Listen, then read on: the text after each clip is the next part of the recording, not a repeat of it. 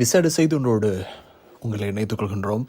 இஸ்ரேலினுடைய விமானப்படை அல்லது இஸ்ரேலினுடைய பாதுகாப்பு படைகளினுடைய விமானப்படையைச் சேர்ந்த 1000 சுமார் அளவாக பிரபலமான விமானப்படையினுடைய அதிகாரிகள் கையொப்பமிட்டு உடனடியாக போரை நிறுத்துமாறும் பனை கைதிகளை மீட்டு வருவதற்கு ஹமாஸுடன் பேச்சுவார்த்தைகளை ஆரம்பிக்குமாறும் கோரி இஸ்ரேல் பிரதமரை வலியுறுத்தி கடிதத்திலே கையொப்பமிட்டு எழுதியிருக்கிறார்கள். இந்த கடிதத்தை பார்த்தவுடன் இஸ்ரேல் பிரதமர் வன்மையாக அவர்களை கண்டித்திருக்கிறார். சமாதானம் தேவையில்லை, எங்களுக்கு போர் தான் வேண்டும். ஆகவே இந்த கடிதத்தில் கையொப்பமிட்டவர்கள் தேச துரோகிகள் என்று வர்ணித்திருக்கிறார். இது தொடர்பான விரிவான தகவல்களை வழங்குவதற்காக இணைந்து கொள்கிறோம்.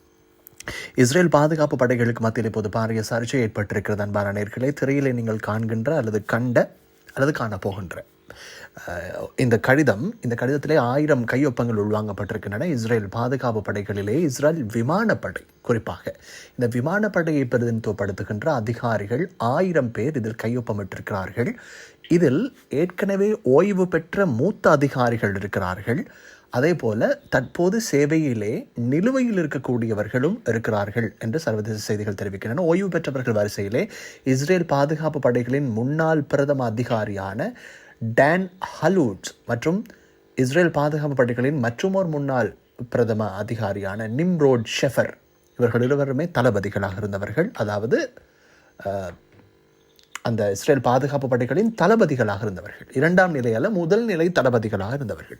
இவர்களும் கையொப்பமிட்டிருப்பதாக தெரிவிக்கப்படுகிறது. இது இஸ்ரேல் பாராளுமன்றத்தின் அதிகாரிகள், அதே போல இஸ்ரேலினுடைய பிரதமருக்கு அனுப்பி வைக்கப்பட்டிருக்கிறது.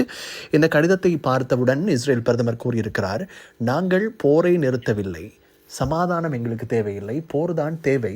ஆகவே இஸ்ரேல் விமானப்படையை வைத்து அரசியல் செய்வதற்கு எதிர்க்கட்சிகளுக்கோ யாருக்கோ இடமளிக்க முடியாது. ஆகவே இந்த போரினை நிறுத்துமாறு கூறுகின்றவர்கள் தேச துரோகிகள். இதனுடைய ஒரே நோக்கம் எங்களுடைய அரசாங்கத்தை கவிழ்ப்பது மட்டும்தான், அதில் நன்மையான நோக்கங்கள் கிடையாது என்று சாடியிருக்கிறார் அல்லது தெரிவித்திருக்கிறார், அல்லது அவருடைய மனக்குறையை தெரிவித்திருக்கிறார் என்று வைத்துக்கொள்வோமே. இந்த நிலையிலேயே இஸ்ரேலினுடைய பாதுகாப்பு அமைச்சர் இஸ்ரேல் காட்ஸ் என்ன தெரிவித்திருக்கிறார் என்றால், நாங்கள் ஹமாஸை நோக்கி எங்களுடைய யுத்தத்தை ஆரம்பித்திருக்கிறோம், அதனை வெற்றி பெற்றுவிட்டு தான் மீண்டு வருகிறோம், இது காலத்தினுடைய கட்டாயம் என்று தெரிவித்திருக்கிறார்.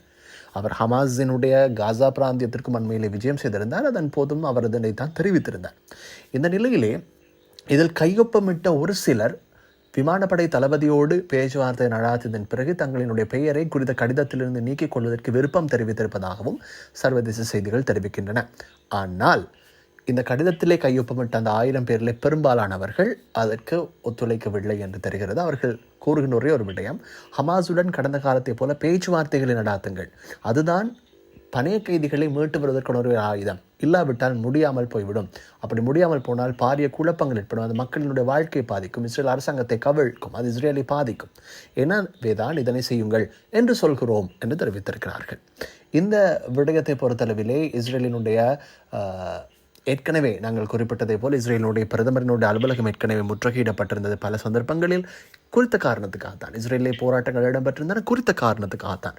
ஆகவே இது இப்போது இஸ்ரேலினுடைய விமானப்படை அதிகாரிகளுக்கும் இஸ்ரேல் அரசாங்கத்துக்கும் இடையிலே பாரிய ஒரு பிளவை ஏற்படுத்தி விட்டிருக்கிறது என்பதுதான் தெளிவாக தெரிகிறது. தொடர்ந்து மனிதர்கள் அன்பான நேயர்களே.